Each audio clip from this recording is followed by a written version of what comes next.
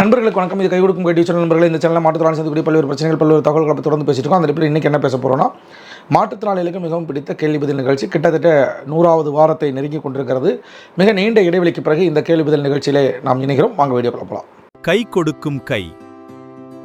மாற்றுத்திறனாளிகளின் நலனுக்காக குரல் கொடுப்போம். இணைந்திருங்கள் எம்முடன். நன்றி.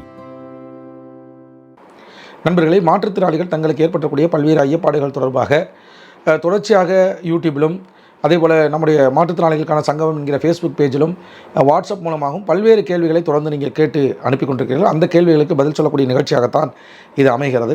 அந்த அடிப்படையில் இப்பொழுது நாம் நிகழ்ச்சிக்குள் செல்வோம். நிகழ்ச்சியின் முதல் நேயராக ஃபைசல்ங்கிற நேயர் என்ன சொல்லியிருக்காங்கன்னா, நான் கடலூர் மாவட்டத்தை சேர்ந்த பார்வை குறைபாடுடைய மாற்றுத்திறனாளி.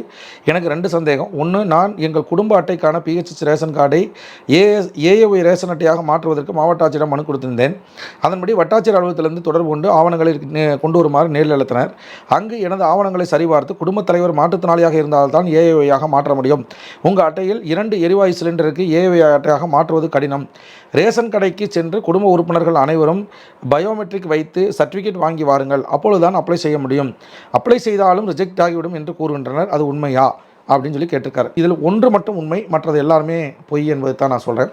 அதாவது ரேஷன் கார்டை பொறுத்தளவுக்கு அவ்வப்போது நீங்கள் பொருள்கள் வாங்குறவர்கள் கைரேகை வச்சு வாங்கணும். அதனால தான் என்னதுன்னா, குடும்ப உறுப்பினர்களில் ஒரு 5 பேர் இருக்கீங்கன்னா ஒருத்தரே ரேஷன் கடைக்கு திரும்ப போய் ரேஷன் கடையில் பொருள் வாங்காமல் குறைந்தபட்சம் ஒரு மாதம் கணவர் போகிறது, ஒரு மாதம் மனைவி போகிறது, ஒரு மாதம் அந்த குழந்தைகள் போகிறது, அட்லீஸ்ட் பொருள் வாங்குறது யாராக இருக்கலாம், கைரேகை வைப்பது மட்டும் மாற்றி நீங்கள் கைரேகை வச்சுட்டு இருந்தீங்கன்னா நீங்கள் 5 பேருமே லைவில் இருக்கீங்க அப்படிங்கிறத புரிஞ்சுக்கிட்டு அதிகாரிகள் தொடர்ச்சியாக பொருள் கொடுப்பாங்க. சில பேர் கைரேகையே வைக்கவே மாட்டீங்க, ரேஷன் கடை பக்கமே நீங்கள் போக மாட்டீங்க. அப்படி போகாமல் இருக்கிறதுனால என்ன ஆகுது அப்படின்னா, இவர்கள் இந்த குடும்பத்தில் இல்லையோ என்று தெரிஞ்சு கொண்டு அவர்கள் அதை பொருள்களை மறுப்பதற்கான சூழ்நிலை இருக்குது. கைரேகை வைக்கிறது நீங்கள் ரேஷன் கடையில் தான் வைக்கணும் இல்லை. ஒரு சிம் கார்டு வாங்குறீங்க, அங்கே ஒரு கைரேகை வைக்கிறீங்க. ஒரு இசை மையத்துக்கு போகிறீங்க, அங்கே ஒரு கைரேகை வைக்கிறீங்க. மொத்தத்தில் பயோமெட்ரிக் எங்கேயாவது ஒரு இடத்துல உங்களுடைய கைரேகை ஒரு வருடத்திற்குள் ஒரு முறையாவது பதிவாகி இருக்க வேண்டும். நீங்கள் எந்த இடத்துல வேணாலும் பதிவு பண்ணலாம், எங்கே போயிஞ்சாலும் அது மெர்ஜ் ஆகிக்கும். நீங்கள் ரேஷன் கடையில் பொருள் வாங்குறதுனால ரேஷன் கடையில் தான் வைக்கணும் அப்படிங்கிற அவசியம் கிடையாது. ஆக மொத்தத்தில் எங்கேயாவது ஒரு இடத்துல நீங்கள் பயோமெட்ரிக் வச்சிங்கனாலே ஆட்டோமேட்டிக்காக பதிவாகிடும் அப்படிங்கிற அடிப்படையில் இந்த ஒரு விஷயம் உண்மைதான். இன்னொன்று விஷயம் குடும்ப தலைவராக இருக்கக்கூடிய மாற்றுத்திறனாளிகள் தானே எந்த சட்டத்திலையும் சொல்லலை. மாற்றுத்திறனாளிகளுக்காக இந்த உணவு பாதுகாப்பு சட்டத்தில் குறிப்பாக டெல்லி ஹைகோர்ட் என்ன சொல்லியிருக்கு அப்படின்னா, மாற்றுத்திறனாளிகள் இடம்பெற்றுள்ள குடும்பங்கள் அனைத்தையும் வறுமை கோட்டுக்கு கீழ் உள்ள குடும்பமாக கருதி மாற்றுத்திறனாளிகள் இடம்பெற்றிருந்தாலே அவர்களுக்கு ஏஏவி கார்டு என்று சொல்லக்கூடிய 35 கிலோ அரிசி வழங்கி அவர்கள் உணவு பாதுகாப்பு உரிமையை அவர்களுக்கு உட்படுத்த வேண்டும் சொல்லியிருக்க ஒழிய, மாற்றுத்திறனாளி குடும்பத் தலைவராக இருந்தால்தான் அப்படின்னா இன்றைக்கி எத்தனை மாற்றுத்திறனாளி கல்யாணமாக இருக்குது, எத்தனை மாற்றுத்திறனாளிக்கு நம்பி பொண்ணு கொடுக்குறானுங்க, எத்தனை மாற்றுத்திறனாளிக்கு குடும்பம் இருக்குது, எல்லாமே தனியாக தான் இருக்கான். பெரும்பாலும் அப்பா கார்டில் இருக்கும், அம்மா கார்டில் இருக்கும், இல்லை அண்ணன் தம்பி கார்டில் இணைஞ்சிருக்கும். அப்படி தான் இருக்குமே ஒழிய மாற்றுத்திறனாளிக்குன்னு தனியாலாம் எதுவுமே கிடையாது. ஆக இந்த தாசில்தார் சொல்கிறது முழுக்க பொய்யான விஷயம், தவறான விஷயம் அப்படிங்கிறதான். ஏன்னா திண்டுக்கல் மாவட்டத்தில் மாதம் 100லேருந்து 200 பேருக்கு நாங்கள் ஏஏவி கார்டாக மாற்றி கொடுத்துட்டே இருக்கோம். இன்றைக்கி வரைக்கும் கிட்டத்தட்ட ஒரு 1500லேருந்து 2000 பேருக்கு மேலே ஏஏவி கார்டு என்பது மாற்றப்பட்டிருக்கிறது. அந்த மாற்றப்பட்டவர்கள் எல்லாருமே மாற்றுத்திறனாளி குடும்பத்து அந்த ரேஷன் கார்டில் அந்த மாற்றுத்திறனாளி பேர் இருக்கணும், அவ்வளோதானே ஒழிய வேறு எந்த கண்டிஷனும் கிடையாது. அது 5 வயசு குழந்தையாக இருக்கலாம், 50 வயது பெரியவராக இருக்கலாம், குடும்ப தலைவராக இருக்கலாம், குடும்ப தலைவியாக இருக்கலாம், ஒன்றுமே இல்லாமல் இருக்கலாம், யாராக இருந்தாலும் பரவாயில்ல. அந்த குறிப்பிட்ட ரேஷன் கார்டில் அந்த மாற்றுத்திறனாளி இருக்கணும். அந்த மாற்றுத்திறனாளிக்கான ஆவணங்களை வைத்திருக்க வேண்டும் என்பதுதான் விதியை ஒழிய இவர் சொல்வது முழுவதுமாக தவறான விஷயம். அதே மாதிரி சிலிண்டர் விஷயம்னு சொல்கிறேன். சிலிண்டரும் தவறான விஷயம். 2 சிலிண்டர் வச்சுருந்தா நாங்கள் கொடுக்க மாட்டோம்னு சொல்கிறீங்க. இன்னொரு பக்கம் ரேஷன் கார்டுக்கு அப்ளை பண்ண போனால் நீங்கள் ஒரு பக்கம் என்ன சொல்கிறீங்க, ரேஷன் கார்டு வச்சுருந்தா அந்த ரேஷன் கார்டை ஏஏவி கார்டாக மாற்றணும் அப்படின்னா அந்த ஏஏவி கார்டை மாற்றினா 2 ரேஷன் சிலிண்டர் வச்சுருந்தா நாங்கள் கொடுக்க மாட்டோம்னு சொல்கிறீங்க. சரி, அதை விட்டுருங்க. சரி, புதுசாக எனக்கு கல்யாணம் ஆகிடுச்சு, கல்யாணம் ஆகிட்டு நான் ரேஷன் கடையில் போய் ரேஷன் கார்டு கேட்டால் அங்கே என்ன சொல்கிறீங்க, சிலிண்டர் வாங்கினா தான் ரேஷன் கார்டே கொடுப்போங்கிறீங்க. எவ்வளோ பெரிய முரண்பாடு பார்த்தீங்களா. நான் புதுசாக ரேஷன் கார்டு வாங்கணுன்னா சிலிண்டர் வாங்கி பதிவு பண்ணியிருக்கணுமா, ஆனால் அந்த சிலிண்டர் வாங்கினதுக்காக ஏன் ரேஷன் கார்டை ஏஏவி கார்டை மாற்றினா உங்கள்கிட்ட சிலிண்டர் வச்சுருக்கீங்கனால கொடுக்க மாட்டேனா. இது என்னையா ஒரு முட்டாள்தனமான உத்தரவு. எதையா ஒன்றில் ஸ்டெடியாக இருக்கீங்களா, ஒன்று சிலிண்டர் வச்சுருந்தா உனக்கு கிடையாதுன்னு சொல்லு. ஏன் அப்படி கிடையாதுன்னு சொல்கிறவங்களுக்கு சிலிண்டர் இல்லாமல் ரேஷன் கார்டு புதுசாக கேட்குறவங்களுக்கு கொடுத்து பழகு. அப்போ சிலிண்டர் வாங்கினா தான் ரேஷன் கார்டு கொடுப்பேன், அப்போ ரேஷன் கார்டு வச்சுருக்கீங்கன்னா சிலிண்டர் வச்சுருந்தா உனக்கு ஏஏவி கார்டு கொடுக்க மாட்டேன். இது என்ன ஒரு முட்டாள்தனமான உத்தரவு, என்ன அதிகாரிகள் என்ன திட்டத்தில் என்ன லட்சணத்தில் வேலை பார்த்துட்டு இருக்காங்க அப்படிங்கிறதுல இது ரெண்டுமே பொய்யான விஷயம். தயவுசெய்து நீங்கள் புரிஞ்சுங்க. மாற்றுத்திறனாளியாக இருந்தால் மட்டுமே தகுதியானது, வேறு எதுவுமே இல்லை. அவர் சில பேர் வந்து ஐடி கட்டுவாங்க, சில பேர் லட்சக்கணக்கில் வருமானம் இருக்கும், அந்த மாதிரி ஆளுகளுக்கு தான் ரிஜெக்ட் பண்ணுவாங்களே ஒழிய நீங்கள் சொன்ன இந்த சிலிண்டர் வச்சிருக்கிற காரணமோ அல்லது குடும்ப தலைவராக இருக்கணும் அப்படிங்கிற காரணமோ கிடையாது என்பதை தான் உங்களுக்கு நான் சொல்லிக்கிறேன். அடுத்ததாக வந்து பார்த்தீங்கன்னா, திருவிழா மற்றும் பண்டிகை காலங்களில் இயக்கப்படும் நகர மற்றும் தொலைதூர பேருந்துகளில் பெரும்பாலும் மாற்றுத்திறனாளி பயணச் சலுகை மறுக்கப்படுகிறது. நாம் எடுத்து கூறினாலும் நடத்துவர்கள் புரிந்து கொள்வதில்லை. சிறப்பு பேருந்துகளில் மாற்றுத்திறனாளிக்கான சலுகை கிடையாதா ஐயா? மாற்றுத்திறனாளி பேருந்து பயண அரசாணை நகல் வேண்டும் அப்படின்னு இருக்காரு. அரசாணை நகல்லாம் வேண்டியது கிடையாது. நான் என்ன கேட்குறேன், அரசாணையில் என்ன சொல்லியிருக்கு? தெளிவாக சொல்லியிருக்கு. ஏசி பஸ்ஸுகளை தவிர மற்ற எல்லா பஸ்ஸுலையும் கன்செஷன் இருக்குன்னு சொல்லியிருக்கு. சிறப்பு பேருந்து எதுக்கு விடுறீங்க? சிறப்பு பேருந்து உங்களை யார் விட சொன்னா? இப்போ ஒரு இடத்துலேருந்து இன்னொரு இடத்துக்கு நான் போகிறேன் அப்படின்னா ரெகுலராக போகிற பஸ்ஸில் போயிட்டுருக்கேன். திடீர்னு வந்து பார்த்தீங்கன்னா பழனியில் தைப்பூசம் நடக்குது, திடீர்னு பார்த்தா பழனியில் பங்குனி உத்திரம் நடக்குது, திடீர்னு திருவண்ணாமலையில் கார்த்திகை தீபம் நடக்குது. அப்போ லட்சக்கணக்கான மக்கள் ஒரே நேரத்தில் வர்றதுனா அவங்கள்ட்ட போக்குவரத்துக்கு என்ன செய்வாங்க? அவங்க பாவ மக்கள் சிரமப்படக்கூடாது அப்படிங்கிறக்காக தானே எந்தெந்த மாவட்டத்தில் இருக்கோ பஸ்ஸை இந்த பக்கம் திருப்பி விடுறீங்க. திருப்பி விடுற பஸ் ஒன்று புதுசாக இதுக்குன்னே கண்டுபிடிச்சி வரப்படல. ஏற்கனவே எங்கேயோ ஓடிட்டு இருக்கிற பஸ்ஸு தானே இங்கே வரப்போகுது. அப்போ ஏற்கனவே போடப்பட்ட அரசாணை இந்த பஸ்ஸுக்கு மட்டும் எப்படி பொருந்தாமல் இருக்கும்? இது நடத்துனர்கள் செய்யக்கூடிய பித்தலாட்ட வேலை. இது நடத்துனர்கள் முழுக்க செய்யக்கூடிய பித்தலாட்ட வேலை. எந்த உத்தரவு சொல்லுது சிறப்பு பேருந்துகளில் கிடையாதுன்னு சொல்லி?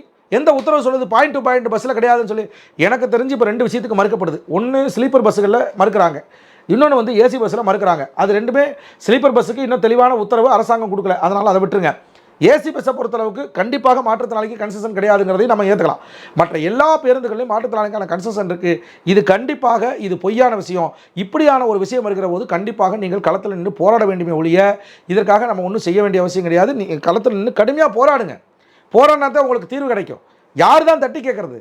அதே மாதிரி என்ன சொல்லுவேன், நான் சொல்கிறேன், நான் திண்டுக்கல்லேருந்து திருச்சி ஒரு பஸ் இருக்குது அப்படின்னா திருச்சிக்காரங்க மட்டும் ஏறு, மணப்பாறை ஏறாத, அயலூர் ஏறாத, அந்த வழியாக தான் பஸ்ஸு போகும். ஆனால் அது யாருக்கு? இவனுக்கு வந்து டிக்கெட்டு ஃபுல்லாகணும். அதே மாதிரி எல்லாம் முழு டிக்கெட் வாங்கணும். 100 ரூபா வாங்குறவன்ட்ட போய் 10 ரூபாயை ஏறினோம்னா எண்ணிக்கை குறையும், ஆட்களை ஏற்ற முடியாது. இதெல்லாம் ஓம்பாடுப்பா. இதில் எதுக்கு என்ன சேர்க்குற? நீ யார்கிட்ட நார்மலாக இருக்கவன்ட்டு உன்னுடைய சட்டத்திட்ட எல்லாத்தையும் அமல்படுத்து, மாற்றுத்திறனாளிகள்கிட்ட அமல்படுத்தாது. அவன் வந்து சொன்ன உடனே டக்குன்னு ஏற்றுக்கிட்டு நீ செய்கிறதா சரியாக இருக்கும் அப்படிங்கிறதான் அவங்களுக்கு சொல்கிறேன். உங்களுடைய 2 கேள்விக்குமான பதில் அதுதான் அப்படிங்கிறது சொல்கிறேன்.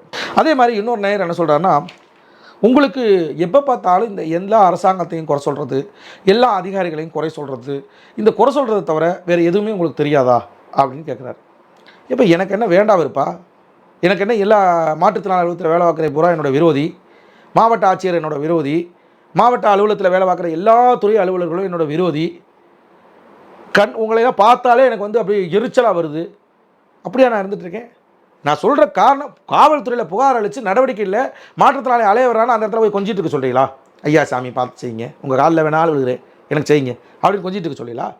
மாற்றுத்திறனாளி அலுவலகத்தில் குடிக்க தண்ணி இல்லை, கக்கூஸ் போனால் தண்ணி இல்லை, கொடுக்குற மனுவுக்கு ஒப்புகை சீட்டு கொடுக்கல, இதெல்லாம் கொடுக்கணும்னு சொல்லி ஏற்கனவே ஜீவோ இருக்குது, அரசாணை இருக்குது. அந்த அரசாணையை அமல்படுத்துங்கன்னு சொன்னால் அமல்படுத்தலை. ஐயா பார்த்து செஞ்சு கொடுங்க ஐயா, பாவமையா நான் ஒரு கையெல்லாம் வந்திருக்கேன் ஐயா, காலெல்லாம் வந்திருக்கேன் ஐயா, கெஞ்ச சொல்கிறீங்களா? மாற்றுத்திறனாளிகள் குறைகேட்பு கூட்டம்னு தனியாக நடத்த மாட்டேங்கிறீங்க. தனியாக நடத்தி தான் மாற்றுத்திறனாளிய பிரச்சனைகளை தீர்க்க முடியும். எங்களுடைய உணர்வுகளை புரிஞ்சுக்கிட்டு எங்கள்கிட்ட பேசுங்க. ஒரு ஆவின் பாலகம் அமைக்க முடியல, ஒரு லோன் வாங்க முடியல, ஒரு வங்கி கடன் போனால் நாயை பேசுகிற மாதிரி பேசுகிறேன், போய் சூரிட்டி கொண்டு வா, அதை கொண்டு வா, இதை கொண்டு வா, நீ அலைய வர்றேன். வேலை வாய்ப்புக்கு எல்லாம் படிச்சிருந்து எனக்கு வேலை கிடைக்கல, என்னுடைய வாழ்வாதாரமே சீரழிஞ்சு போய் கிடக்குது, என்னை வீட்டில் மதிக்க மாட்டேன், எதுவும் பண்ணிக்க மாட்டேன், முதுகுத்தண்டுடன் பாதிக்கப்பட்டவங்களுக்கு உண்மையாக மெடிக்கல் கிட் கிடைக்க மாட்டேங்குது, மருத்துவர்கள்ட்ட போனால் மருத்துவர்கள் சதவீதத்தை மாற்றி போடுறேன், என்னுடைய உரிமை எல்லா இடங்களிலும் மறுக்கப்படுகிற போது ஐயா சாமி எனக்கு கொஞ்சம் பார்த்து செய்யுங்க கேட்க சொல்கிறீங்களா? கெஞ்ச சொல்கிறீங்களா? அப்படி ஒன்று கெஞ்சி பிழைக்கணுங்கிற அவசியம் நமக்கு கிடையாது. ஒருத்தன் தயவில் தான் நம்ம வாழணுங்கிற அவசியம் நமக்கு வந்து அப்படி ஒரு வேணவே வேணாம்ங்கிறேன். உடல் ரீதியாக பல்வேறு அங்க குறைபாடுகளை இழந்துட்டோம். கையில் கண் இழந்தாச்சு, கை இழந்தாச்சு, வாய் இழந்தாச்சு, பேச்சு இழந்தாச்சு, மூளை இழந்தாச்சு. ஆனால் உடம்புல இருக்கிற பல சனியன்களை இழந்துட்டோம்யா. நம்மள்ட்ட இருக்கிற தன்மானமும் சுயமரியாதை ஒன்று தான்யா இருக்குது. அந்த சுயமரியாதை இழந்து போட்டு அவன்கிட்ட போய் பிச்சை கேட்க சொல்கிறியா நீங்கள்? அப்போ குறை சொல்லாமல் நல்லது செஞ்சால் யாரையுமே நாங்கள் பாராட்டுறது இல்லையா? அரசாங்கம் ஒரு நல்ல திட்டத்தை கொண்டு வந்தால் நாங்கள் வேணான்னு சொல்கிறோமா, மறுக்கிறோமா? நாங்கள் 75% மேலே இருந்தால் தான் பைக்குன்னு சொன்னாங்க. அப்போ 60% பைக்குன்னு சொல்லும் போது நீ எப்படி 60% கொடுக்கலாம்? 75% மேலே உனக்கு தான் கொடுக்கணும், 60% உனக்கு கொடுக்கக்கூடாது அப்படின்னு ஏதாவது கண்டன அறிக்கை வெளியிட்டோமா? 1000 ரூபா உதவித்தொகை 1500 ரூபா உதவித்தொகையை உயர்த்தின போது அதற்காக போராடியது நாம இருந்தாலும் உடனடியாக தமிழ்நாடு முழுவதும் பல்லாயிரக்கணக்கான போஸ்டர்களை அச்சடித்து ஒட்டி தமிழக அரசு மாற்றுத்திறனாளி கோரிக்கை ஏற்றுக்கொண்டு 500 ரூபா உயர்த்ததுக்கு நன்றின்னு சொன்னமா இல்லையா? நீ நல்லது செஞ்சால் நான் பாராட்ட போகிறேன். நீ செய்கிறது பூரா பிரார்த்தனம், நீ செய்கிறது பூரா அயோக்கியத்தனம். நீ செய்கிறது பூரா குறைகளாக இருக்குது, மாற்றுத்திறனாளிக்கு ஒவ்வாமையாக இருக்குது. அப்போ பார்த்துக்கிட்டு என்ன பண்ண சொல்கிற? கெஞ்ச சொல்கிறியா? பிச்சை எடுக்க சொல்கிறியா? அப்படிலாம் எங்களால் வாழ முடியாது. அப்படி வாழணுங்கிற அவசியம் வந்தால் நான் என்னை நானே மாய்ச்சிக்கொண்டே ஒழிய நான் ஒருபோதும் உன்னிடம் வந்து என்னுடைய சுயமரியாதையை விட்டு கொடுத்து என்னுடைய தன்மானத்தை விட்டு கொடுத்து நான் போக மாட்டேன். ஒரு காலத்தில் என்ன இருந்துச்சு, மாற்றுத்திறனாளி புக்கு வாங்கினா ஊனம் தெரிகிற மாதிரி ஃபோட்டோ இருக்கணும். கால் ஊனமாக இருந்தால் ஜட்டி தெரிகிற அளவுக்கு என் தொலை தூக்கி காமிக்கணும். கை ஊனமாக இருந்தால் கையை தூக்கி காமிக்கணும். இதெல்லாம் என்னுடைய சுயமரியாதையை பாதிக்கக்கூடிய விஷயம். எனக்கு வந்து என்னுடைய ஊனம் என்ன என்பதை தீர்மானிக்க வேண்டியது மருத்துவர். அந்த மருத்துவர் 4 செவத்துக்குள்ளே போய் என்னுடைய உடம்புல ஒட்டு துணி இல்லாமல் என்னை முழுமையாக பார்த்து பரிசோதித்து இவருக்கு இத்தனை சதவீதம் ஊனம் இருக்குன்னு சொல்கிறதுக்கு அவருக்கு உரிமை இருக்குது.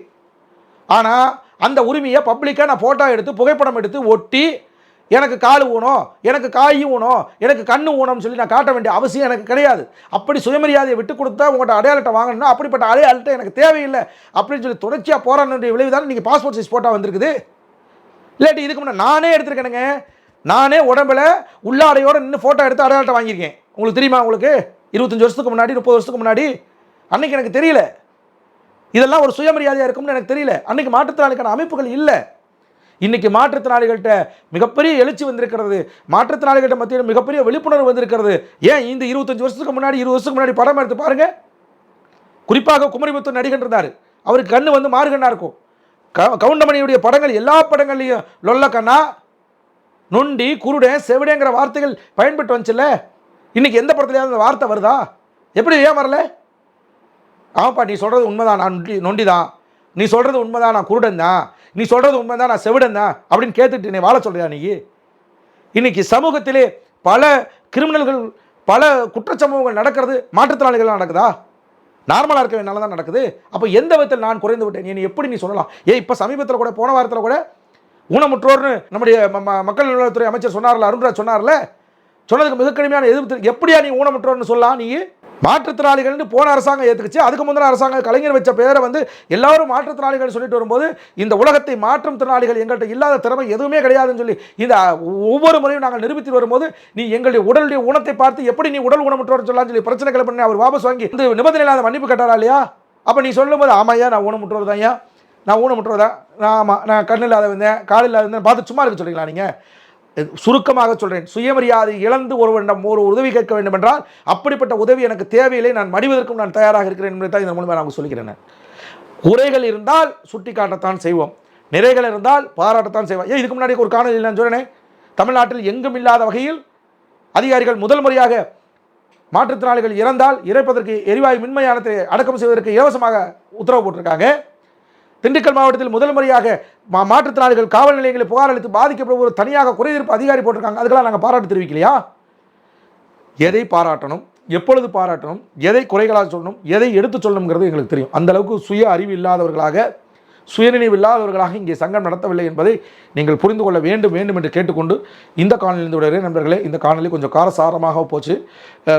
2 நேயர்களுக்கு தான் என்னால் பதில் சொல்ல முடியுது. அதுக்குள்ளே நேரம் கடந்து விட்டதால் மீண்டும் அடுத்த கேள்வி பதில் நிகழ்ச்சியில் உங்களுக்கு நான் விரிவான பதில்களை நான் சொல்கிறேன் என்று சொல்லிக்கொண்டு இந்த காணொலி விடுகிறேன். இந்த காணொலி பற்றி விமர்சனங்களை கமெண்ட்ஸில் போடுங்க. மறக்காமல் இந்த சேனலை சப்ஸ்கிரைப் பண்ணுங்கள், லைக் பண்ணுங்கள், ஷேர் பண்ணுங்கள். நன்றி, வணக்கம்.